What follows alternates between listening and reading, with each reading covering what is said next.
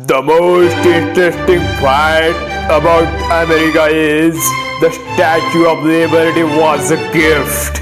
The Statue of Liberty, formerly known as Liberty Enlightening the World, was a gift from the France country.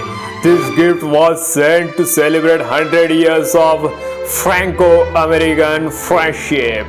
The statue was sculpted by Frederic Auguste Bertholdi, while the framework was designed by a French engineer, Gustave Eiffel, who also designed the Eiffel Tower. The Statue of Liberty is located on the Liberty Island in New York, America. New York, the fourth, the Torah, is a symbol of enlightenment and lights the way to freedom by showing United States the path to liberty.